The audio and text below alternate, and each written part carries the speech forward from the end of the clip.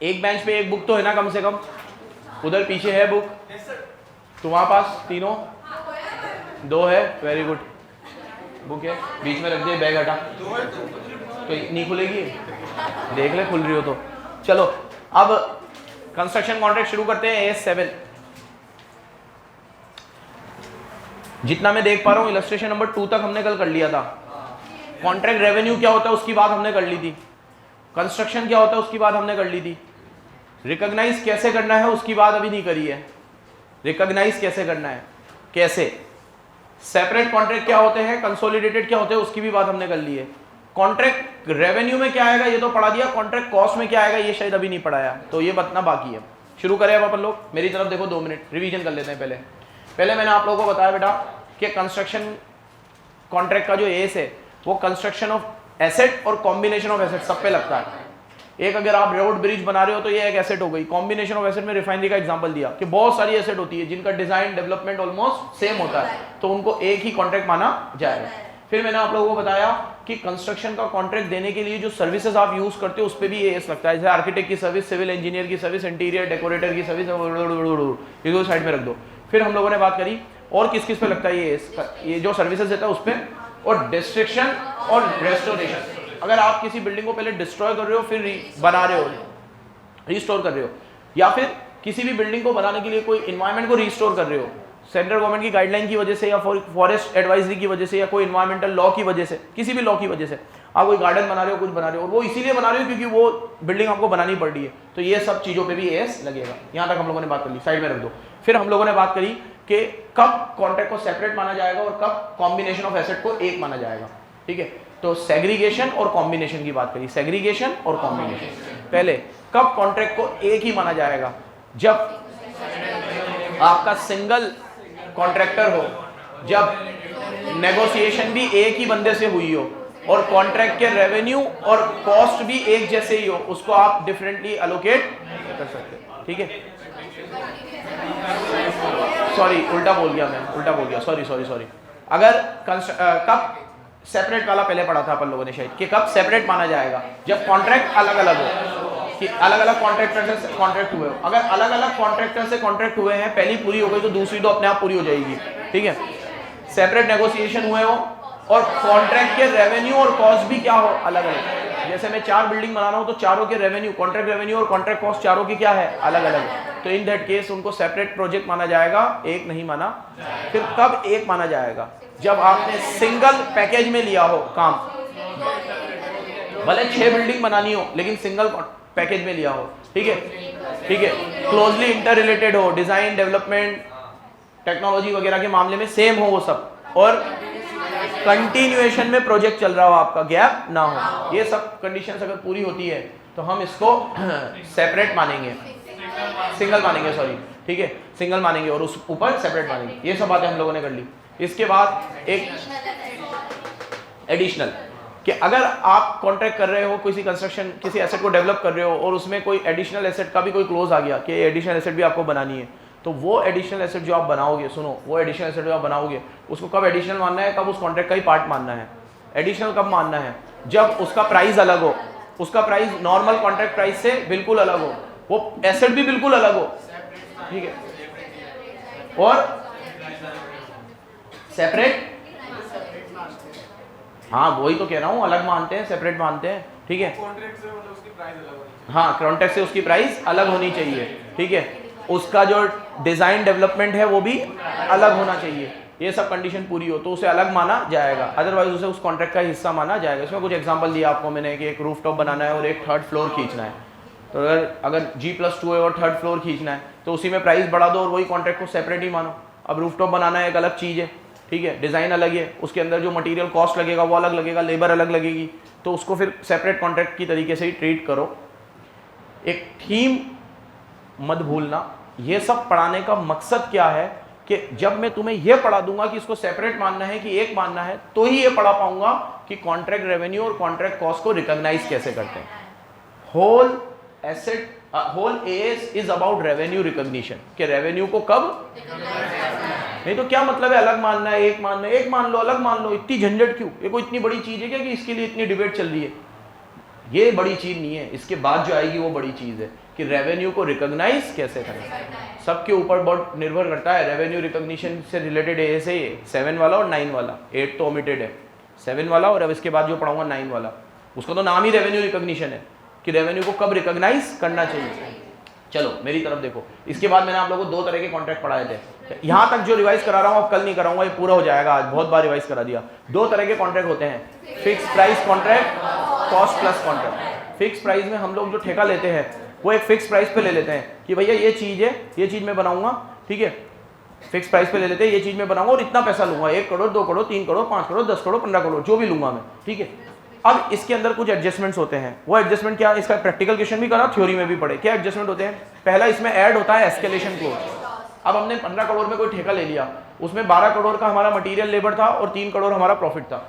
अब अगर मान लो 12 करोड़ का मटेरियल 16 करोड़ का हो गया तो मेरा तो प्रॉफिट भी वाइप आउट हो गया और 1 करोड़ जेब से लग गए, तो ऐसा कॉन्ट्रैक्ट लेने में मेरे तो नुकसान हो गया। इससे अच्छा तो मैं फिक्स प्राइस पे लेता ही नहीं। तो कोई भी बंदा फिक्स प्राइस पे कॉन्ट्रैक्ट लेता है और थोड़ी सी भी अकल उसमें है तो वो एस्केलेशन क्लॉज जरूर डालेगा, जरूर जरूर जरूर डालेगा, कंपलसरी है कि भैया अगर फ्यूचर में कंटीजेंसी की वजह से कोई भी मटेरियल लेबर का प्राइस एक्स्ट्रा ऑर्डिनरीली बढ़ जाता है या कॉन्ट्रैक्ट की कॉस्ट एक हद से ज्यादा खिंच जाती है। ये मुर्तजा सर जिस घर में रहते हैं ना, ठीक है, मतलब फ्लैट सिस्टम, फ्लैट में रहते हैं, तो वो जब बन रहा था, ठीक है, तो वो जो अंकल बना रहे थे उन्होंने उधर कुछ 12-13 फ्लैट बनने थे और बड़ा प्रोजेक्ट था थोड़ा, तो वो अंकल बना रहे थे, तो उन्होंने जिसके साथ किसी के साथ पार्टनरशिप करी, तो वो पार्टनरशिप में जिसके साथ करी वो मर गया, तो काम थोड़े समय के लिए रुक गया। फिर जो अंकल बना रहे थे वो भी मर गए, तो वहां पे किसी ने चुल लगा दी कि इस जगह में कुछ है, क्योंकि दोनों मर गए, तो काम और रुक गया। फिर काम इतना रुका रहा कि जिसकी कोई इंतहा नहीं है। फिर 2 साल के लिए तो वहाँ हमारे यहाँ वहाँ पे नमाज होती थी, तो बहुत सारे लोग होते थे, तो जिस हॉल में वो जाते थे वो जगह कम पड़ती थी, तो उसको नमाज का सेंटर बना दिया गया फिर कि भैया अभी कुछ समय के लिए यहाँ नमाज वगैरह हो जाएगी रमज़ान में, ठीक है। तो वहाँ वो होने लग गई। 2 साल तो हमने वहाँ नमाज भी पढ़ी। उन्होंने नमाज इसी नियत से पढ़ी कि भाई ये नवेरा है, ये आधी अधूरी भटक गई है यहाँ पे, ठीक है। बोले लोगों ने मतलब जब चुल मचा दी ऐसी, तो लोगों ने फ्लैट लेने बंद कर दिए। अब एक तो अंकल मर गए, फिर जिसने वो प्रोजेक्ट हाथ में लिया उसने ये सोच के लिया कि थोड़ा मैं लगा दूंगा और थोड़े फ्लैट की बुकिंग पहले कर देता हूँ, तो बुकिंग से पैसा आएगा तो कंस्ट्रक्शन होता रहेगा, तो इंस्टॉलमेंट में भी देगा तो हम ले लेंगे।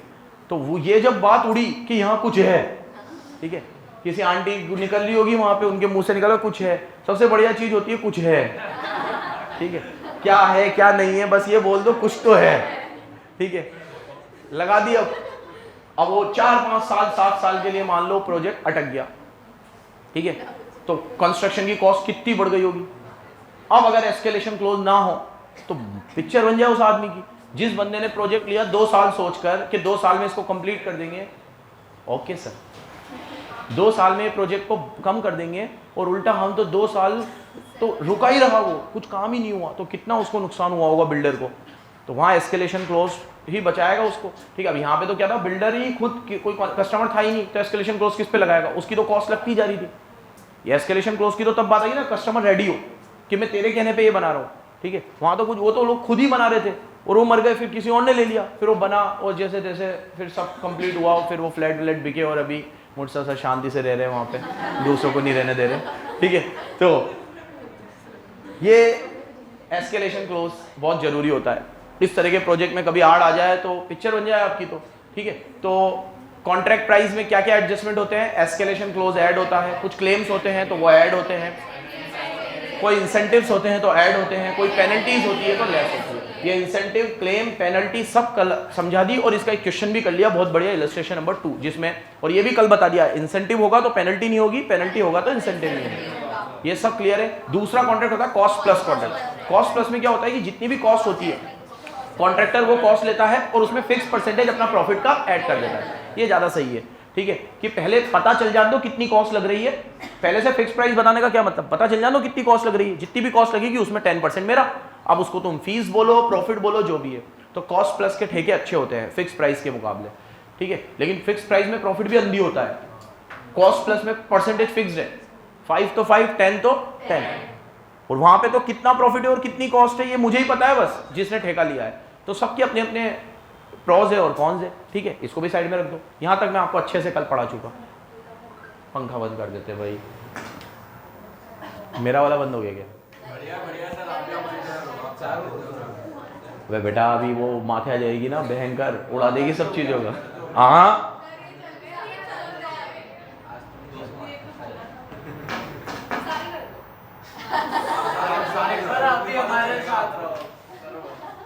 तुम्हारी ऐसे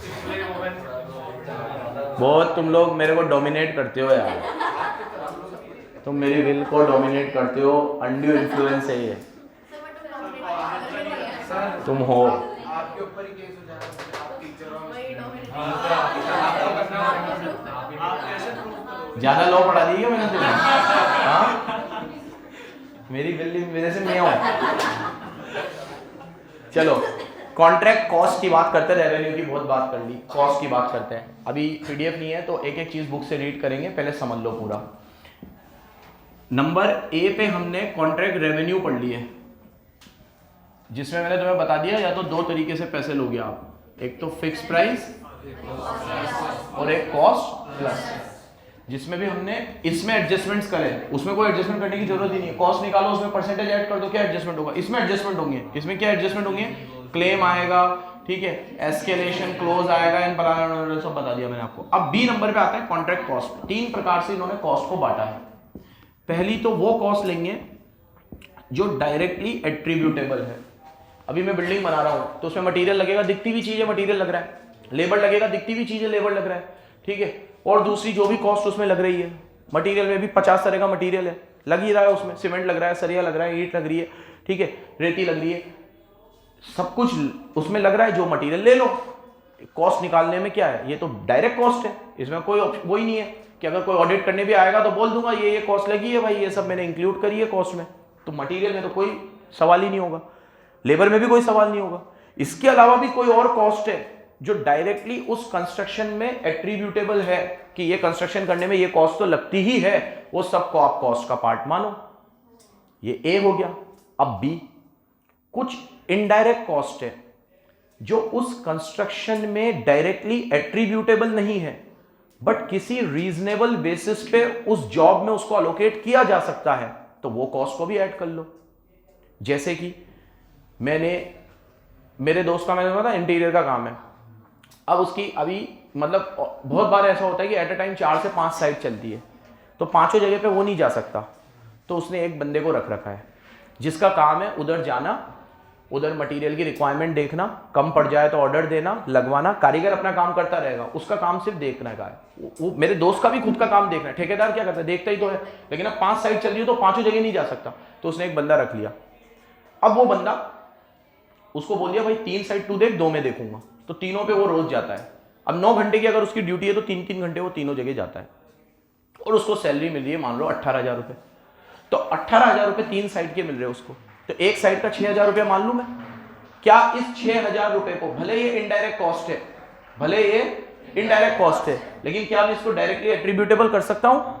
तो ये जनरल कॉस्ट है, लेकिन इसको 18,000 को मैं हर साइट में 6,000 रुपये बांट सकता हूं। तो वो बंदा भी ऐसे ही करेगा कि एक साइड पे उसका जो मटेरियल लगेगा, लेबर लगेगी, लेबर वो जो कारपेंटर काम कर रहा है, ठीक है, पीओपी का काम कर रहा है, वो लेबर का तो पैसा डायरेक्ट है, क्योंकि एक साइड पे एक लेबर है, दूसरी साइड पे दूसरी लेबर है, इसको इसकी सैलरी मिल रही है, उसको उसकी मिल रही है, इसमें कोई दिक्कत नहीं आएगी। इधर इस साइड पे इस साइड का मटेरियल जा रहा है, उस साइड पे उस साइड का मटेरियल जा रहा है, मटेरियल में भी कोई दिक्कत नहीं आएगी, लेकिन वो जो बंदा है वो तीनों जगह जा रहा है और उसकी सैलरी 18,000 रुपये है, तो तीनों साइड पे 6,000 रुपये एलोकेट कर दो, तो उस कॉस्ट में वो 6,000 भी इंक्लूड होंगे।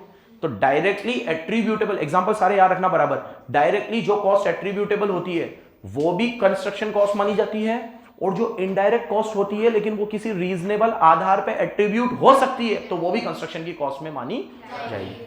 ठीक है, ऐसे और एग्जांपल तुम दे सकते हो मुझे। एक तो मैंने ये दिया कि जनरल मैनेजर, उसको मैनेजर बोल दूं मैं, जनरल मैनेजर की सैलरी जो तीनों साइट को देख रहा है तो तीनों साइट में एट्रीब्यूट हो जाएगी उसकी सैलरी। और एग्जांपल मुझे दे सकते हो तुम लोग? बेटा देते हो,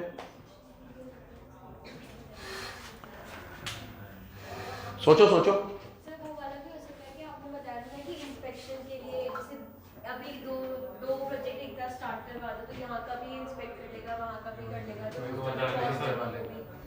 अगर उसको एक ही सैलरी दी जा रही है और दोनों जगह का इंस्पेक्शन कर रहा है वो, तो दोनों में एट्रीब्यूट हो जाएगी, वो भी इनडायरेक्ट कॉस्ट है लेकिन एट्रीब्यूट हो जाएगी।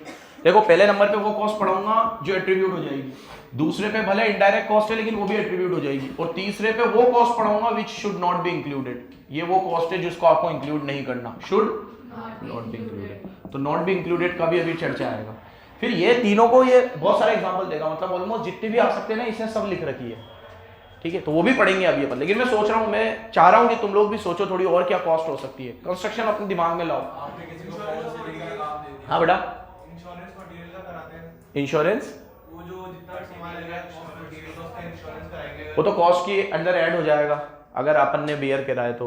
आपने किसी को फॉल सीलिंग का कॉन्ट्रैक्ट दिया 3 हाउस का, हाँ, तो उसके हिसाब से एलोकेट हो जाएगा। जैसे 3 लाख का हुआ तो 1 लाख, जैसे आपने मतलब मैंने अपनी तरफ से कोई इंजीनियर रख लिया, कोई कॉन्ट्रैक्टर रख लिया और उसको बोला तीनों कॉन्ट्रैक्ट तू देखना, तो वो वही वाली बात हो गई कि उसकी सैलरी तीनों में अलोकेट हो जाएगी। तो सैलरी के अलावा और कोई कॉस्ट होती है क्या? मशीनरी क्या? मशीनरीज वगैरह अपन लाते हैं किराए पे, हाँ हायरिंग वगैरह हाँ हाँ हाँ सही बोल रहा है, अलग अलग उसको डिवाइड कर सकते हैं। हाँ वेरी गुड। जैसे ड्रिल मशीन है तो अब तो मैं एक ही लाया हूँ लेकिन वो तीनों प्रोजेक्ट में काम आ रही है, तो जितनी जितनी काम आ रही है, जितने आर्ट्स यहाँ काम आई, जितने आर्ट्स यहाँ काम आई और जितने आर्ट्स यहाँ काम आई, उसके हिसाब से उसका डेप्रिसिएशन तीनों में एलोकेट हो जाएगा।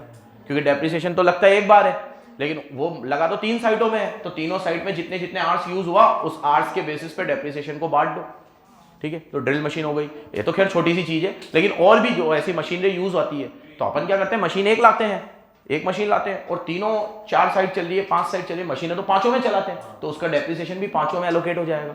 तो ये भी एक अलोकेट होने वाली कॉस्ट है। और सोचो, लेबर तो डायरेक्ट ही है, लेबर तो डायरेक्ट एट्रीब्यूटेबल है। लेबर में तो कोई मटेरियल और लेबर तो तुम लोग कॉस्टिंग पढ़ चुके हो, ऐसी बातें मत करो, ठीक है। तो मटेरियल और लेबर तो क्या होती है, डायरेक्ट होती है, उसमें कोई सवाल ही नहीं है। वो तो जिस साइड का मटेरियल है उस साइड की कॉस्ट में जाएगा, जिस साइड का लेबर है उस साइड की कॉस्ट में जाएगा। Material labour is always direct cost. बोलो, तो कोई इफ बट दीर्घ लघु शंका है ही नहीं, मटेरियल और लेबर तो हमेशा डायरेक्ट है। और बोलो, जैसे अपन कंस्ट्रक्शन करते हैं तो तलाई करते हैं तो पानी का खर्च हो गया, जो हर जगह करना पड़ता है तो पानी डिवाइड कर दो, पानी का खर्च हो गया। अबे तो बाउली पिक्चर, जिस जगह पे कर रहे हो डिवाइड भी क्या करने की जरूरत है, उस जगह पे उस जगह का पानी लगेगा तो वहां की कॉस्ट वहां चल जाएगी। ट्रांसपोर्टेशन कॉस्ट को भी मान लिया जाना, ठीक है। सर जैसे अगर कंस्ट्रक्शन कॉन्ट्रैक्ट है, हाँ। कंस्ट्रक्शन का लाइट, ओ लाइट, हाँ तो जो अपन जेसीबी वगैरह मंगाते हैं, हाँ जेसीबी मंगाते हैं तो जेसीबी का भी बहुत किराया लगता है, तो वो किराया भी अपन तीनों में अलोकेट कर सकते हैं। 3 साइड चल रही है, अब वो अगर वो परमिशन चार्ज ठेके की एक साथ मिल गई तो वो परमिशन की कॉस्ट को भी अपन इनडायरेक्टली एट्रीब्यूट कर सकते हैं। ऐसे बहुत सारी चीजें हो सकती है, बट याद रखना कि जो एट्रीब्यूट हो सकती है वही होगी, जो नहीं हो सकती वो शुड नॉट बी इंक्लूडेड में आएगी। वो किस में आएगी? अब इसमें एक एग्जांपल मैं देता हूं, तुम बताना ये ए है, बी है कि सी है, डायरेक्टली एट्रीब्यूटेबल है कि इनडायरेक्टली एट्रीब्यूटेबल है कि should not be included. Theme समझ में आ रही ना बराबर, क्या चल क्या रहा है टॉपिक, बराबर टॉपिक के ऊपर स्ट्रक रहना। चलो भाई, प्रथा बताना मुझे, मैं कॉन्ट्रैक्टर हूं, मेरा यहाँ ऑफिस है, ठीक है। अब इस ऑफिस से मैं अलग अलग साइटों पे घूमने जाता हूँ और जितने भी क्लाइंट आते हैं वो मेरे ऑफिस पे आते हैं। अब मेरे को एक ठेका शुभी ने दे रखा है इसका घर बनाने का, एक मैं पलक का घर बना रहा हूँ, एक नवलीन का घर बना रहा हूँ, ठीक है। और इन तीनों से मेरी जो भी बातचीत होती है वो मेरे ऑफिस में होती है यहाँ, ठीक है। और बाकी मैं साइट विजिट करके इनके घरों पे जाता हूँ और तीनों का काम मेरा एक साथ चल रहा है, ठीक है। एक ही बिल्डिंग में इन तीनों के घर वर बन रहे हैं और ठेके मेरे को दे रखे हैं इन्होंने, ठीक है। अब मेरा इस ऑफिस का किराया 30,000 रुपये आता है, ठीक है। और इस साल में मैं इन 3 ही क्लाइंट से मिला हूँ बस, और किसी से नहीं मिला। तो मेरा जो 30,000 का किराया है वो मैं तीनों साइट में 10,000 रुपये एलोकेट करना चाहता हूँ, मेरे ऑफिस का किराया, क्योंकि मैं इन लोगों से मिलता हूँ तो वो मेरी कॉस्ट है, तो वो मैं कॉन्ट्रैक्ट की कॉस्ट में ऐड करना चाहता हूँ। With the help of this S comment कि मैं ऐसा कर सकता हूँ कि नहीं कर सकता। मतलब मेरा ऑफिस का रेंट है, मैं 3 साइटों पे एलोकेट करना चाहता हूँ, 10,000 रुपये में पलक, शुभी और नवलीन के घरों में ऐड करना चाहता हूँ as a office rent. Tell me.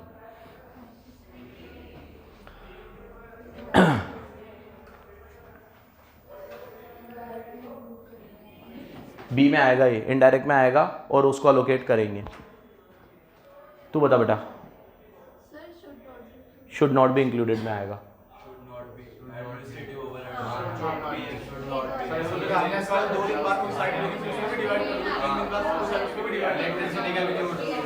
Very good. ये मैं मेरी ऑफिस में बैठा हुआ हूँ, ये मेरा ऑफिस का खर्चा है। अकाउंट्स के पॉइंट ऑफ व्यू से भी देखे तो इनडायरेक्ट कॉस्ट है, ये डायरेक्ट कॉस्ट नहीं है। तो ये पहले नेट प्रॉफिट निकलेगा, ग्रॉस प्रॉफिट निकलेगा, और ग्रॉस प्रॉफिट में से ये माइनस होकर मेरा नेट प्रॉफिट निकलेगा। ये कॉन्ट्रैक्ट की कॉस्ट में इंक्लूड नहीं होंगी, ये शुड नॉट बी इंक्लूडेड आएगा। ठीक है ब्रता, ठीक है। ऑफिस रेंट वगैरह इसमें इंक्लूड नहीं होगा। ठीक है, एक और सवाल का जवाब देना। पलक तू बता, मेरे कंस्ट्रक्शन का साइट चल रहा है, ठीक है। अब वहाँ पे मैंने 2-3 मेरी 20 लेबर काम करती है, 20 लेबर काम करती है, उसमें से 15 लेबर कोटा की है, 5 लेबर कोटा की नहीं है। तो मैंने एक ठेकेदार को हायर किया है, वो ठेकेदार उन सारी लेबर को लाता है। मैं ठेकेदार को 2 लाख रुपए दे देता हूँ, वो लेबरों में बांट देता है। मैं ऐसे उसको मंथली 2-2 लाख रुपए की पेमेंट करके मैं उस ठेकेदार को 10 लाख रुपए दूंगा, और वो लेबर वेबर वो लाएगा। ऐसे ही होता है कंस्ट्रक्शन के काम में। तो मैं मेन कॉन्ट्रैक्टर हूँ, वो मेरे अंडर में एक और ठेकेदार है, और फिर वो लेबर वेबर का देखता है। अब उसने ठेकेदार ने मुझसे कहा कि सर ये 15 लेबर तो अपनी कोटा की है, तो ये तो काम वाम करके दिहाड़ी पे आती है और रोज चली जाती है। 5 लेबर अपन ने यूपी से मंगाई है, अब ये 6 महीने यहीं रहेगी। तो 6 महीने के लिए अपना ये जो काम अभी यहाँ चल रहा है, ठीक है, इसकी जगह पे अपन लोग यहाँ पे एक वो बना रहे हैं आपके घर में। अभी जब तक ये काम चलेगा तो ये गार्डन है आपका, ये आपका घर है, तो गार्डन अभी काम नहीं आएगा, घर पूरा बनेगा, फिर अपन गार्डनिंग शुरू करेंगे। तो ये गार्डन की पूरी जगह खाली है, तो मैं इन 5 लोगों के रहने की व्यवस्था कर रहा हूँ यहाँ पे, और वो रहने का जो भी किराया होगा ये 5 लोग हमें देंगे, ठीक है। तो ये जो रेवेन्यू आ रहा है ये मेरे पास आएगा, कॉन्ट्रैक्टर के पास, वो लोग किराया देंगे, ठेकेदार तो रखेगा नहीं, वो किराया मुझे दे देगा। ये मुझे रेवेन्यू मानना चाहिए कि नहीं, और अगर नहीं मानना चाहिए तो फिर क्या करना चाहिए? सोच समझ के जवाब देना। केस स्टडी है बहुत शानदार, और ऐसा होता भी है, प्रैक्टिकली ऐसा होता भी है। क्वेश्चन समझ में आया? क्वेश्चन समझ में नहीं आया? सिंपल तो है। इट शोज कि कितना ध्यान से सुनते हो, इसलिए बोलता हूँ सामने देखा करो, ठीक है। बिल्कुल नीचे देखोगे नजर घटी दुर्घटना घटी, ठीक है। चलो भाई, मैंने एक घर बनाने को दिया है, घर के साथ गार्डन बनाने को दिया है। घर जिसको बनाने को दिया है उसको मैंने कहा है कि तू वही ठेकेदारी लाइन में है, तू लेबर तू अरेंज कर, 2 लाख रुपए मुझसे हर महीने ले लिया कर। अब वो बंदा कह रहा है कि मेरे 20 लेबर है, 15 लेबर कोटा की है, 5 लेबर बाहर की है, तो उनके रहने की व्यवस्था नहीं है। तो आपका घर जब तक बनेगा तब तक यहाँ गार्डन भी बनेगा, तो गार्डन की जगह खाली है, तो मैं यहाँ तंबू बम्बू गाड़ के इनको 5 जने की व्यवस्था यहाँ कर रहा हूँ रहने की, ठीक है। अदरवाइज ये लोग अपनी व्यवस्था खुद ढूंढते हैं, ये जहाँ जाते वहाँ इनका रहने का लगता, तो ये लोग वो रहने का पैसा देने को तैयार है। तो मेरे पास एक एडिशनल इनकम हो गई। तो इस इनकम को किस तरीके से ट्रीट करना है? बोल भाई महक, बोल पलक, सॉरी। सर जैसे कोई भी कंस्ट्रक्शन करते हैं या फिर उससे रिलेटेड कोई टेम्पररी शेड वगैरह होते हैं, तो यूजुअली उसकी कॉस्ट उसमें ऐड हो जाती है, देखा जाए तो कॉस्ट वगैरह। यहाँ पे ऐसा अगर कुछ वो कंस्ट्रक्ट कर रहे हैं जिसमें कॉस्ट लगा रहे हैं और वो ऐड हो रही है, तो फिर उस हिसाब से रेवेन्यू उसका ऐड होना चाहिए। रेवेन्यू मतलब जो भी आ रहा है पैसा, तो जो हाँ, तो वो कहाँ ऐड होना चाहिए? इसमें मतलब लेस हो जाना चाहिए इसकी कॉस्ट में। अगर वो कॉस्ट में से रेवेन्यू लेस हो जाना चाहिए। जो दोनों कॉस्ट लगाई है उसको कंस्ट्रक्ट करने में, और फिर जो आया रेंट उसमें, अगर ऐसा कुछ भी नहीं है तो शायद ही नहीं आना चाहिए। 2 केस मुझे लग रहा है। कॉस्ट तो लगेगी ही सही ना, तंबू वम्बू लगाएंगे, कॉस्ट तो लगेगी, क्योंकि टेम्परेरी कोई बनाते हैं तो वो कॉस्ट अपन ऐड करते ही हैं, तो इसलिए। दिव्यांश। सर वो जो लेबर वाला, मतलब जो तंबू और टेंट लगाने वाला खर्चा है, वो नेसेसरी है कि हमें लेबर तो चाहिए, पर वो डायरेक्टली नहीं लग रहा तो वो इनडायरेक्ट में कॉस्ट दिखा देंगे, और जो वो पेमेंट हमें देंगे तो वो सर उनकी लेबर डायरेक्ट लेबर में से माइनस करके दिखा देंगे सर। यही वेरी गुड, यही है। तो अब रूल क्या है कि आप कंस्ट्रक्शन करते वक्त कोई भी तरह की ऐसी टेम्पररी इनकम अर्न करते हो जो उस कंस्ट्रक्शन प्रोजेक्ट से ही अराइज हुई है, तो उसको उस कंस्ट्रक्शन की कॉस्ट में से ही डिडक्ट करना है, उसको अलग से सेपरेट रेवेन्यू में नहीं दिखाना। ये याद रखना है वो रेवेन्यू, लेकिन उसको रेवेन्यू में नहीं दिखाना, उसे उस कॉस्ट में से ही क्या करना है, डिडक्ट। अब जैसे उस घर को बनाने में आपको 1.5 करोड़ रुपया लगा कॉस्ट, और ऐसे इनकम से आपने 10 लाख रुपए कमा भी लिए। अब अगर मान लो ये एग्जाम्पल नहीं होता, मैंने कहीं और से कमाया होता, लेकिन वो उस कंस्ट्रक्शन की वजह से ही कमाया मैंने, तो 1.5 लाख में से वो 10 लाख माइनस कर दो और नेट कॉस्ट कितनी पकड़ के चलो, 1,40,00,000। ये बात भी आप याद रखना, this is all about cost. ठीक है, अब पढ़ते हैं, पढ़ो।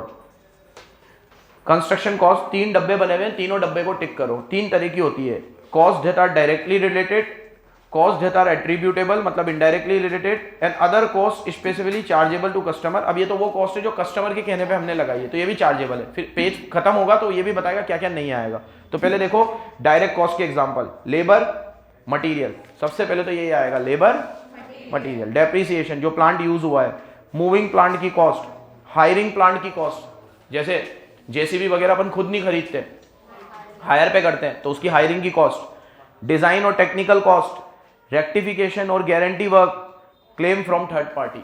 ठीक है, क्लेम फ्रॉम थर्ड पार्टी क्या है, बाकी तो सब सुनते ही समझ में आ रहा है। मटेरियल क्या है तुम्हें याद है, लेबर क्या है तुम्हें याद है, उसमें जो प्लांट यूज हो रहा है उसका डेप्रिसिएशन तुम्हें याद है, उसमें जो प्लांट हायर पे लिया है उसके हायरिंग चार्ज तुम्हें याद है, डिजाइन का खर्चा, डेवलपमेंट का खर्चा, सब डायरेक्ट कॉस्ट है। क्या है, लास्ट में लिखा हुआ है क्लेम फ्रॉम थर्ड पार्टी। ये क्या चीज है, इसका कोई एग्जाम्पल दे सकते हो मुझे? क्लेम फ्रॉम थर्ड पार्टी, बराबर सोच समझ के। हाँ सर, जैसे अपन मकान बनाते हैं, किसी ने यानी कुछ खिड़की निकाल रखी है, तो अपने को कंपनसेट करना पड़ता है कि हम कंस्ट्रक्ट कर रहे हैं, तो तुम इधर से इसको बंद करेंगे, तो इस चक्कर में तुम हमसे इतना ले। वेरी गुड बेटा, वेरी गुड। कई बार कंस्ट्रक्शन में इस तरह के इश्यूज अराइज होते हैं कि हमारी कोई चीज बनाने की वजह से थर्ड पार्टी को कोई नुकसान होता है, तो उन नुकसान को कंपनसेट करने के लिए उसे क्लेम देना पड़ता है, तो वो क्लेम हमारी कॉस्ट है, तो उस कॉस्ट को भी इंक्लूड करेंगे। जैसे थर्मल का प्रोजेक्ट चलता है तो धुएं से वहां का पेंट खराब होता है सब लोगों का, तो वो लोग कंपनसेट करते हैं थर्मल वाले। थर्मल कॉलोनी में जितने भी लोग रहते हैं उन लोगों को जितना भी उनका घर का पेंट वेंट खराब होता है ईयरली बेसिस पे कंपनसेशन दिया जाता है। ठीक है, कि भैया ये तुम्हारा ये खराब हुआ, अब वो जितना खराब होता है उतना तो नहीं दिया जाता, लेकिन जो भी एक एक्सेप्टेबल अमाउंट होता है वो उनको दिया जाता है, क्योंकि वहां धुआं निकलेगा, घर तो खराब होंगे ही होंगे। ठीक है, समझ रहे हो? तो ये कंपनसेशन जो आपको देना पड़ रहा है थर्ड पार्टी को, ये भी आपकी कॉस्ट है। नेक्स्ट, क्या डायरेक्टली एट्रीब्यूटेबल नहीं है लेकिन अपन उसको इनडायरेक्टली एट्रीब्यूट कर सकते हैं? इंश्योरेंस का पैसा, डिजाइन का पैसा, कंस्ट्रक्शन ओवरहेड का पैसा, और लिख दो यहां पे salary of general manager. Salary of general manager जो सारी साइटें देखता है।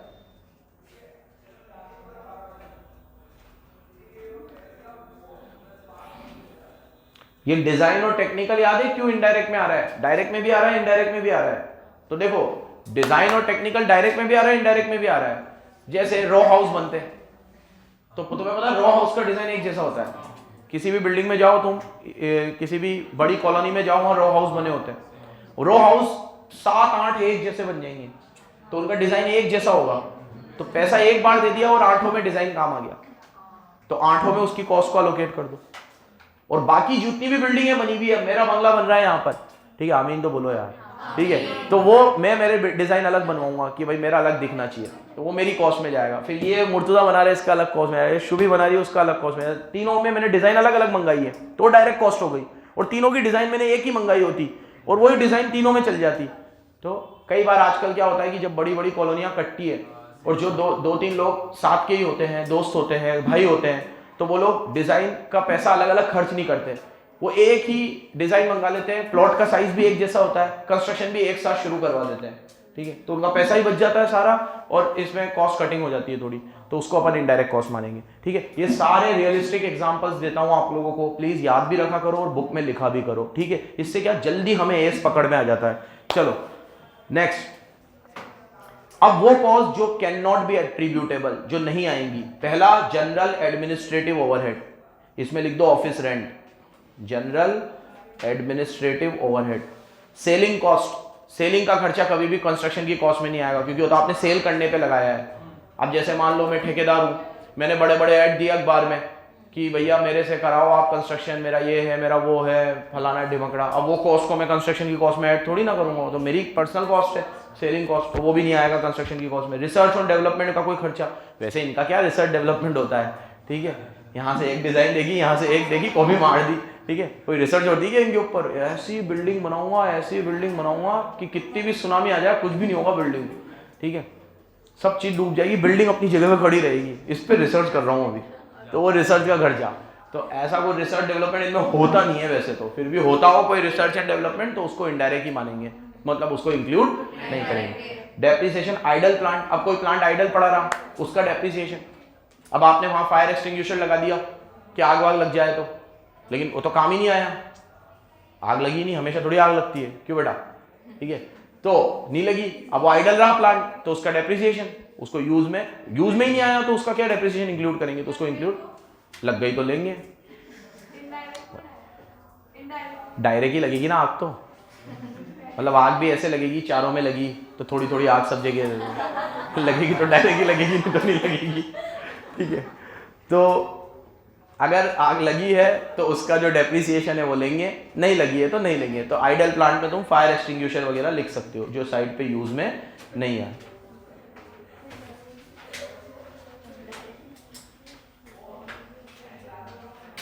ये किसकी बुक है बेटा? बहुत गंदी राइटिंग में लिखा है, ढंग से कर लेना मैंने, ठीक है। अब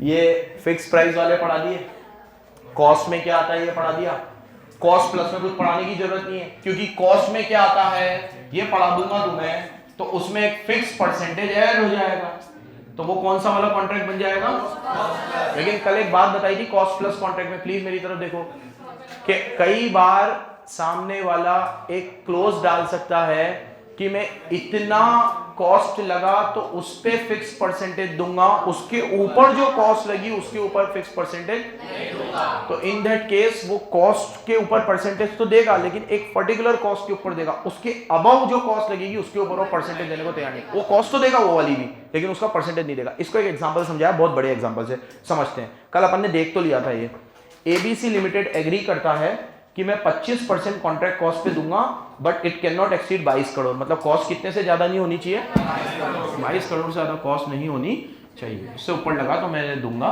नहीं, 22 करोड़ तक दूंगा और वो भी कितना दूंगा, 25% दूंगा। तो ये कौन सा वाला कॉन्ट्रैक्ट है, सेकेंड वाला कॉन्ट्रैक्ट है। ये कौन सा वाला है, cost plus fix percentage of cost. क्या कॉन्ट्रैक्ट है ये, कॉस्ट प्लस फिक्स परसेंटेज, लेकिन हम कॉस्ट कितनी मानेंगे, सिर्फ 22 करोड़, ठीक है, और ये परसेंटेज कितना लेंगे, 25%, ठीक है। मजा आ गया इसको तो, ठीक है। फिर अरे पार्टी करें।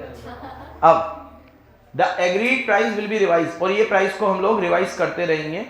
तो अब यहाँ पे तुम्हें कुछ एग्जांपल्स दिए हैं, नीचे आओ। Assume that the cost expected is 16 crore. मान लो कि कॉस्ट सिनेरियो नंबर 1, केस 1 कि कॉस्ट कितनी लगी, एक्चुअल कॉस्ट कितनी लगी बच्चों, 16 करोड़। कितनी, तो अब ये बंदा उससे प्रॉफिट कैसे लेगा अर्चिता, 16 करोड़ कॉस्ट का और 22 करोड़ का 25%, ऐसे, या 16 करोड़ कॉस्ट का और 16 करोड़ का 25%।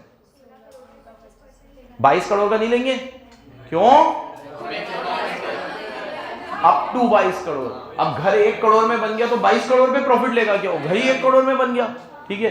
तो विच एवर इज लोअर है, क्या है, विच एवर इज हायर नहीं है, क्या है, तो यहाँ पे मेरा कॉन्ट्रैक्ट रेवेन्यू कितना आएगा, प्लीज इधर देखो, प्लीज कॉन्ट्रैक्ट रेवेन्यू कितना आएगा, एक्चुअल कॉस्ट जो लगी है 16 करोड़ प्लस ऐड करूंगा उसमें में मेरा प्रॉफिट 16 करोड़ का 25%, 4 करोड़, तो मैं उससे कितने लूंगा, 20 करोड़। ये मेरा कॉन्ट्रैक्ट रेवेन्यू हो गया, क्या हो गया, क्या हो गया, और मेरी कॉन्ट्रैक्ट कॉस्ट हो गई 16 करोड़, तो मेरा प्रॉफिट हो गया 4 करोड़। अब मैं P&L बनाऊंगा तो ऐसे बनाऊंगा, यहाँ देखो P&L, प्लीज यहाँ देखो P&L पहली बार बना रहे हैं हम लोग, प्लीज, ठीक है। P&L बनाएंगे तो यहाँ पे लिखूंगा मैं बाय कॉन्ट्रैक्ट रेवेन्यू 20 करोड़, यहाँ लिखूंगा मैं टू कंस्ट्रक्शन कॉस्ट कितनी, 16 करोड़, और यहाँ लिखूंगा टू नेट प्रॉफिट कितना,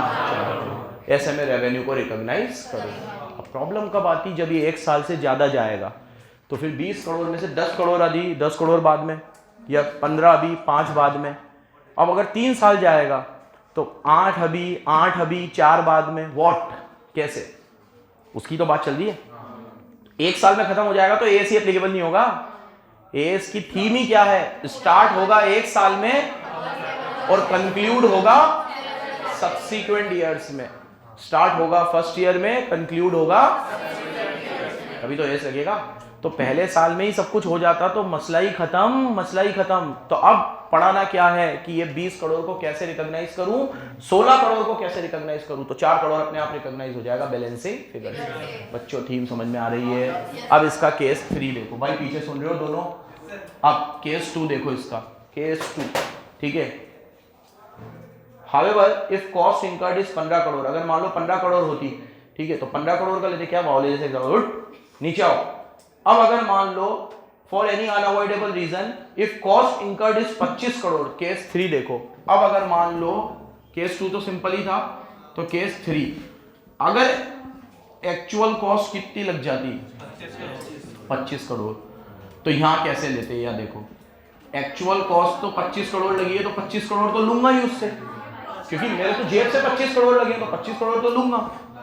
बट जो प्रॉफिट जोड़ूंगा वो कैसे जोड़ूंगा, 22 करोड़ का 1/4, जो कितना आएगा 5.5। तो मेरा कॉन्ट्रैक्ट रेवेन्यू हो गया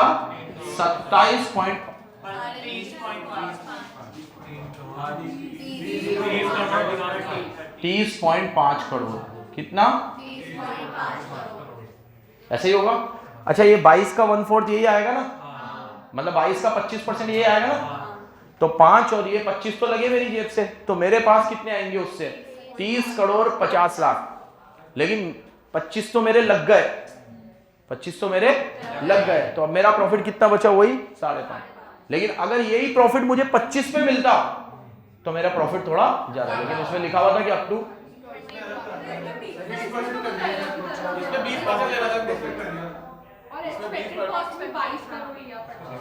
20% क्यों कर दिया इसमें।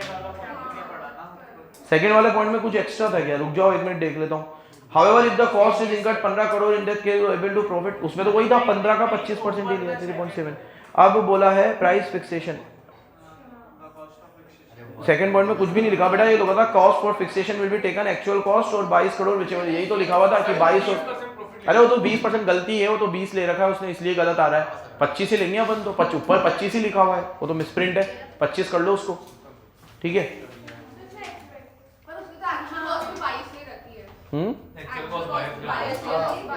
नहीं नीचे लिए उसने 25, देखो देखो तुम नीचे 25 ही लिए उसने। हाँ तो अरे बेटा सही तो है, अब जो इसने किया है वही अपन ने किया। देखो इसने क्या करा, 22 करोड़ हुए, ठीक है, उसके ऊपर प्रॉफिट जोड़ा, लेकिन इसने सिर्फ 20% ही जोड़ा। अपन को जोड़ना है 25, तो तुम 22 पे 25 जोड़ोगे तो कितना आएगा तुम्हारा, 22 पे 25 जोड़ोगे तो 27.5। उसमें से 22 करोड़ तुम्हारे लग गए, 25 लग गए बल्कि, क्योंकि लगे तो 25 है, तो जो बचा हुआ वो नेट प्रॉफिट है वो कम हो गया, ठीक है। अब इसने ना इस असम्पशन पे आंसर दिया है कि हमने इसको उस पे लिया था कॉस्ट प्लस पे, तो उसने ये बोला है कि 22 करोड़ ही दूंगा मैं कॉस्ट के, उससे ज्यादा नहीं दूंगा। अब हमारे 25 लग गए, अपन ने इसको ऐसे लिया है कि अपन उससे 22 करोड़ का 1/4 5.5 तो लेंगे और कॉस्ट 22 नहीं लेंगे, कॉस्ट 25 लेंगे, प्रॉफिट काटेंगे लेकिन कॉस्ट नहीं काटेंगे। ये चीज क्वेश्चन में स्पेसिफिकली लिखी हुई आएगी, क्योंकि तुम अगर रियल लाइफ में देखो तो मेरे 25 लग गए तो तुम मुझे प्रॉफिट कम दे सकते हो, कॉस्ट कैसे कम दे सकते हो, लगे 22 और तुम मुझे 25 दोगे, क्योंकि कॉन्ट्रैक्ट का नाम क्या है, कॉस्ट प्लस कॉन्ट्रैक्ट है। फिक्स प्राइस वाला थोड़ी है, फिक्स प्राइस वाला होता तो मैं भुगतता, कॉस्ट प्लस वाला मैं क्यों भुगतूंगा। कॉस्ट प्लस का तो मतलब ही क्या है कि जो कॉस्ट लगी plus fix percentage of profit. 22 crore लगे तो मैं 22 दूंगा, 25 लगे तो मैं 25 दूंगा, लेकिन प्रॉफिट तो मैं 22 तक ही दूंगा, उसके ऊपर नहीं दूंगा। एक्चुअल में ऐसा होता है। लेकिन अगर तुमने कोई ऐसा कॉन्ट्रैक्ट पढ़ा, क्वेश्चन में आ गया कि हम तो कॉस्ट भी 22 ही देंगे और प्रॉफिट भी 22 पे ही देंगे, तो फिर वो तो नुकसान वाली बात है, ठीक है। ऐसा तो कौन करेगा, कोई नहीं करेगा, ठीक है। अच्छा अगर ऐसा करोगे तो सामने वाला बोलेगा ये लगाओ, ये भी लगाओ, ये बढ़िया वाला लगाओ, ये सही नहीं लग रहा, वो तो कॉस्ट को बढ़ाता रहेगा। वो तो चाहेगा 22 से जगह 25 की चीज ले लूं मैं, और इनसे तो फिर 22 ही लूंगा और प्रॉफिट भी 22 पे ही दूंगा। ऐसी तो सोचो तुम, ये तो प्रैक्टिकली पॉसिबल ही नहीं है कभी कि हम उससे कॉस्ट भी ना ले। हम उससे प्रॉफिट छोड़ सकते हैं, कॉस्ट नहीं छोड़ सकते। कॉस्ट तो हम उससे पूरी ही, इसका नाम ही कॉस्ट प्लस कॉन्ट्रैक्ट है। क्या है, चलो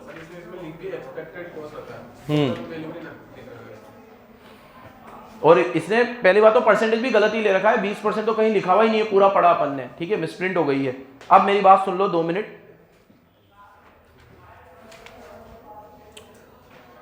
अब पढ़ाता हूं, रेवेन्यू पढ़ा दिए, कॉस्ट पढ़ा दी, अब पढ़ाता हूं रेवेन्यू को रिकॉग्नाइज कैसे करते हैं, जो इस चैप्टर का मेन है और लास्ट टॉपिक है ये, कि रेवेन्यू को रिकॉग्नाइज कैसे करना है। प्लीज यहां देखो, रेवेन्यू को रिकॉग्नाइज कैसे करना है। 2 मिनट सुनो, 3 टॉपिक, 3 है इसमें मेथड, थोड़ा ओवरव्यू दे रहा हूं, फिर कल पढ़ेंगे बाकी का। देखो इधर रेवेन्यू को रिकॉग्नाइज करना है। अब मैंने कॉन्ट्रैक्ट रेवेन्यू निकालने सिखा दी, कॉन्ट्रैक्ट कॉस्ट निकालनी सिखा दी, अब P&L बनाओ और उसको रिकॉग्नाइज करो। अभी मैंने एग्जांपल दिया, पहले साल में कंप्लीट हो गया तो पूरा पहले साल में ही कर लो, AS ही नहीं लगेगा। लेकिन 2-3 साल में कंप्लीट हुआ तो कैसे रिकॉग्नाइज करना है, तो उसके 3 मेथड है। पहला है परसेंटेज ऑफ कंप्लीशन मेथड। कैसा है? 2 मेथड है, ठीक है। और एक होता था एप्रोप्रिएशन मेथड, ठीक है, वो इन्होंने हटा दिया, तो अब एक ही रह गया परसेंटेज ऑफ कंप्लीशन मेथड, यही दे रखा है। ये नाम से ही सजेस्ट हो रहा है, इसका मतलब कि आपको जितना जितना काम कंप्लीट होता जा रहा है उतनी उतनी आप परसेंटेज में रेवेन्यू को और कॉस्ट को रिकॉग्नाइज करते जाओ।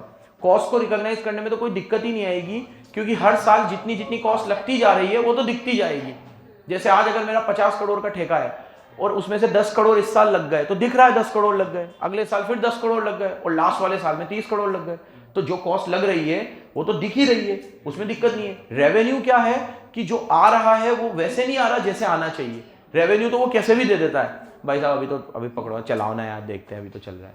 कई बार ज्यादा भी दे देता है, एक साथ 25 करोड़ रुपए दे गया एडवांस में, ठीक है। 25 करोड़ जितना काम थोड़ी हुआ है, लेकिन अभी काम तो कम हुआ है, लेकिन दे गया 25 करोड़ रुपए, ठीक है। तो रेवेन्यू का आने का क्राइटेरिया फिक्स नहीं है, कॉस्ट लगने का तो फिक्स है, जो लग रही है वही तो लूंगा। तो जितना रेवेन्यू रिकॉग्नाइज करना है वो कैसे करना है, as a percentage of completion, as a, जैसे जैसे काम कंप्लीट होता जाएगा वैसे वैसे रेवेन्यू को रिकॉग्नाइज करते जाएगा, ठीक है। नाम से ही मतलब समझ में आ रहा है। अब परसेंटेज कितना काम कंप्लीट हुआ, इसको निकालने के 3 मेथड होते हैं कि कितना काम कंप्लीट हुआ। परसेंटेज कैसे निकलेगी उसके 3 तरीके होते हैं।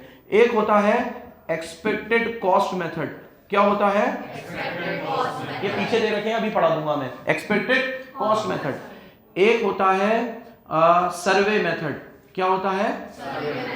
एक होता है फिजिकल प्रोपोर्शन मेथड। कौन सा?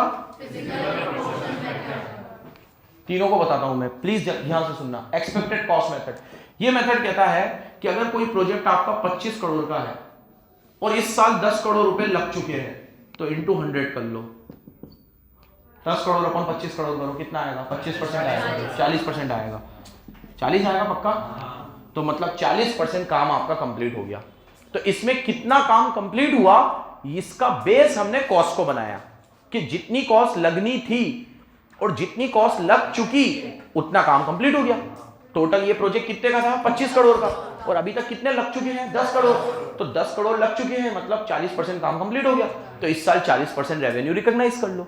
जितने का भी ठेका है, अब ठेका 30 करोड़ का है तो उसमें से 40% इस साल रिकॉग्नाइज कर लो, 40% अगले साल, 20% अगले साल, ऐसे। तो पहला मेथड है, सुन लो बराबर, थीम याद रखना। रेवेन्यू रिकॉग्नाइज करने के 2 मेथड होते थे, अब एक कट गया तो उसकी बात ही नहीं करनी, एक ही मेथड है परसेंटेज ऑफ कंप्लीशन। लेकिन वो परसेंटेज कैसे पता चलेगी, इसके 3 है मेथड है परसेंटेज निकालने के। एक्सपेक्टेड कॉस्ट मेथड, ये कहता है actual cost upon projected cost into 100। क्या कहता है ये? Actual cost upon projected cost into 100, ठीक है ये, ठीक है। दूसरा मेथड है सर्वे मेथड। ये इसमें क्या होता है, इसमें कॉस्ट को बेस मत बनाओ, इसमें तो क्या करो, ईयर एंड पे सर्वे कर लो कितना काम कंप्लीट हुआ। ये गवर्नमेंट के टेंडरों में चलता है। गवर्नमेंट जब भी रोड का ठेका देती है तो गवर्नमेंट का खुद इंस्पेक्टर आता है और वो देख के जाता है कितना काम कंप्लीट हुआ, तो वो खुद ही सर्टिफिकेट में लिख के जाएगा कि ये रोड अभी इतना इतना बन चुका है, ये है। तो हमारे हिसाब से ये प्रोजेक्ट आपने अभी 50% तो कंप्लीट कर दिया है, 50% आप अगले साल और कर दोगे, सर्टिफिकेट पे लिख के जाएगा बाकायदा वो। बस उस परसेंटेज को ही बेस मानो, कोई एवरेज लेने की जरूरत नहीं, जो वो लिख के जाएगा वही है, ठीक है। क्योंकि कई बार क्या होता है, कॉस्ट को बेस बनाना सही नहीं होता, क्योंकि कई बार क्या होता है, काम कम कंप्लीट हुआ होता है, कॉस्ट ज्यादा लग जाती है। क्योंकि कुछ चीजों में कॉस्ट, अब जैसे मान लो आप जब घर बनाओगे तो सबसे ज्यादा पैसा किस में लगेगा? इंटीरियर में, और वो लगेगा बनने के बाद, तो उसमें कॉस्ट लगेगी ज्यादा, लेकिन कंप्लीशन ऑफ वर्क बचाओगा बहुत कम। और नींव डलने में टाइम लगेगा ज्यादा और कॉस्ट लगेगी कम, तो उस केस में परसेंट ये एक्सपेक्टेड कॉस्ट वाला मेथड एक अच्छा इंडिकेटर नहीं है। क्या ये बात समझा पा रहा हूं मैं आप लोगों को? तो घर जब बनता है तो नींव डलने में पैसा लगता है, ठीक है, सरिये सीमेंट इन चीजों में, ढांचा बनने में पैसा लगता है, ठीक है, पैसा कम लगता है, सॉरी ढांचा बनने में पैसा कम लगता है, समय ज्यादा लगता है। अब एक बार इसमें समय लग गया 1.5-2 साल का, पूरा ढांचा बन के तैयार हो गया, अब इंटीरियर में अंधी पैसा लगेगा, ठीक है, वहाँ मोनालिसा की पेंटिंग लगाई तुमने ऐसे पड़ी हुई, ठीक है, लाखों रुपए दे दिए उसके, ठीक है, यूनिक एंटीक लगा दिए, ये वॉलपेपर लगा दिए तुम्हारी, ठीक है, इतनी मतलब ऐसा कहते हैं कि घर और शादी में पैसा खर्च करने की कोई सीमा नहीं होती, कितना भी कर सकते हो। हाँ, एस्केलेशन भी होते हैं कॉस्ट के अंदर, ठीक है, समय समय के हिसाब से, तो वो भी, तो कॉस्ट को एक अच्छा मेथड नहीं माना जाता, लेकिन अपने तो यहाँ कॉस्ट ही काम आएगा। अपन तो यहाँ पे परसेंटेज कैसे निकालेंगे? एक्सपेक्टेड कॉस्ट से। सर्वे में तो वो खुद ही बता देगा, तो निकालने का कुछ रहा ही नहीं, तो सर्वे मेथड है। और तीसरा होता है फिजिकल इंट्रोस्पेक्शन या फिजिकल प्रोपोर्शनल मेथड। इसमें आप खुद ही जाके देख लो कितना काम कंप्लीट हुआ। ये काम आता है छोटे ठेकों में, जैसे आज मान लो किसी प्रोजेक्ट में मेरी टाइल्स जानी है, अब उसका पूरा प्रोजेक्ट है 10,000 स्क्वायर फीट का, उसमें 2,000 स्क्वायर फीट में टाइल्स लग चुकी है, तो 2,000 अपॉन 10,000 20% काम कंप्लीट हो गया। अब जैसे जैसे फ्लोरिंग होती जाएगी मेरी टाइल्स लगती जाएंगी, तो मेरे को तो सिर्फ टाइल्स ही लगानी है, और टाइल्स स्क्वायर फीट के हिसाब से लगेगी, तो 10,000 स्क्वायर फीट का पूरा हॉस्पिटल बन रहा है, मान लो 10,000 स्क्वायर फीट का है, 2,000 स्क्वायर फीट की टाइल्स में लगा चुका, तो 20% कंप्लीट हो गया। तो फिजिकली जाके ही देख लो, कुछ एवरेज लेने की जरूरत नहीं है। बच्चों समझ में आ रहा है बराबर? एक एक के एग्जांपल याद रखना जो भी दे रहा हूं, ठीक है। तो रेवेन्यू को रिकॉग्नाइज करने का कौन सा तरीका फॉलो करेंगे हम लोग? Percentage of completion method. क्या नाम है? और परसेंटेज निकालने के कितने तरीके हैं? 3 है, ठीक है। पहले ये परसेंटेज ऑफ कंप्लीशन को देखो, टिक करो जो बोलता जा रहा हूं। This means the second line tick करना, the final outcome of construction determine only after number of years from the commencement of over the year and it is possible to recognise revenue annually, ठीक है। जैसे जैसे आपका काम complete होता जाएगा आप एनुअली रेवेन्यू को रिकॉग्नाइज करोगे। और इसको कैसे देखोगे? इसको कैसे देखोगे?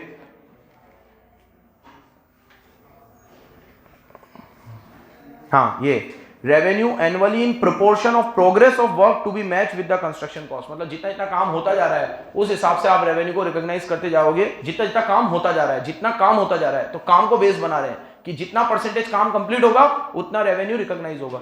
नीचे एक इंपॉर्टेंट चीज टिक करो, ये मेथड एक्रूवल और मैचिंग कंसेप्ट के साथ कंसिस्टेंटली लगता है। इसमें एक्रूवल भी फॉलो कर रहे हैं हम, क्योंकि रेवेन्यू को हर साल रिकॉग्नाइज कर रहे हैं, और मैचिंग भी फॉलो कर रहे हैं। यहाँ रेवेन्यू, यहाँ उसकी कॉस्ट, यहाँ रेवेन्यू, तो ये मेथड सबसे अच्छा माना जाता है कि परसेंटेज जितना जितना कंप्लीट होता है। लेकिन परसेंटेज निकालना अपने आप में एक टास्क है, तो परसेंटेज निकालने के 3 मेथड है। ये इसने यहाँ नहीं दे रखे, पेज टर्न करो, जहां भी दे रखे होंगे मिल जाएगा तुम्हें, दे जरूर रखे होंगे, लेकिन ये रहा पेज नंबर 8.18 पे आओ। स्टेज ऑफ कंप्लीशन को कैसे देखा जाता है? पेज नंबर 8.18 मिल गया क्या सबको? तो परसेंटेज देखने के 3 तरीके हैं। पहला, प्रोपोर्शन दैट कॉस्ट इंकर्ड, जितनी कॉस्ट इंकर्ड हुई टू द एस्टिमेटेड कॉस्ट। दूसरा, सर्वे मेथड, और तीसरा फिजिकल प्रोपोर्शन मेथड। दिख गए तीनों के एग्जांपल वगैरह याद रखना जो दिए हैं मैंने, ठीक है। और एक्चुअल कॉस्ट मेथड का नीचे फॉर्मूला भी दे रखा है, फॉर्मूला टिक कर लो, actual cost upon estimated cost into 100। क्या फॉर्मूला है? Actual cost upon projected cost into 100। इसका कोई फॉर्मूला नहीं है, इसका कोई फॉर्मूला नहीं है, ये थ्योरी में आ सकते हैं, याद रखोगे? तीनों में फर्क समझ में आया? कंप्लीशन देखना है मुझे कि कितना काम कंप्लीट हुआ, जितना काम कंप्लीट होगा उसी हिसाब से रेवेन्यू रिकॉग्नाइज करूंगा। काम कंप्लीट करने की परसेंटेज चाहिए मुझे, वो परसेंटेज निकालने के 3 तरीके हैं। पहले तरीका, कॉस्ट को बेस मान लूं कि जितनी कॉस्ट लग गई और जितनी लगनी चाहिए थी उससे परसेंटेज आ जाएगा। दूसरा, सर्वे मेथड, इसमें गवर्नमेंट का एक अधिकारी आएगा, सर्वे करके जाएगा और बता के जाएगा आपका 40% काम कंप्लीट हो गया है, तो बस उसको कंप्लीट मान लो। और तीसरा method, physical introspection, physical proportion method, इसमें आप खुद स्वयं जाओ और अपने साइट को विजिट करो और देखो कितना काम कंप्लीट हुआ है, आपको खुद ही पता चल जाएगा। ये छोटे ठेकों में काम आता है। इसमें एग्जांपल टाइल्स का ले लेना, और एग्जांपल दे सकते हो जहां पे ये लगता हो। वॉलपेपर में भी यही लगता है, अभी मेरा वॉलपेपर लगाने का काम है, ठीक है। पेंट में भी यही लगता है, ठीक है। तो इसमें जितना जितना काम कंप्लीट हुआ, लेकिन अब पेंट में क्या कभी साल नहीं लगेगा, वॉलपेपर में भी कभी पूरा साल नहीं लगेगा, ठीक है। टाइल्स में क्या होता है? फ्लोरिंग का काम होता है, तो पहले धीरे धीरे फ्लोरिंग होती है, फिर दूसरा काम होता है, फिर फ्लोरिंग के लिए आता है। तो टाइल्स में ये फिट बैठता है। बाकी किसी भी काम में 1 साल से ज्यादा नहीं लग सकता, कितना भी बड़ा काम हो, ठीक है। इलेक्ट्रिक फिटिंग में हो सकता है, फर्नीचर में हो सकता है। अब फर्नीचर भी डिपेंड करता है किस चीज़ का बना रहे हो, ठीक है, क्योंकि उसमें भी 1 साल लगना बहुत बड़ी बात हो जाती है, ठीक है, मतलब 1 साल में हो ही जाती है ये सब चीज़ें, ठीक है। अभी तो बहुत फास्ट हो गई है सारी चीज़ें, कंस्ट्रक्शन बहुत फास्ट हो गया है।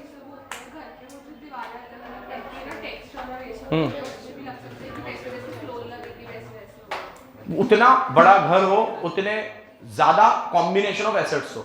एक घर है तो हो जाएगा वो यूजुअली, ठीक है। चलो धन्यवाद, मिलते हैं कल, मन कर दो भाई।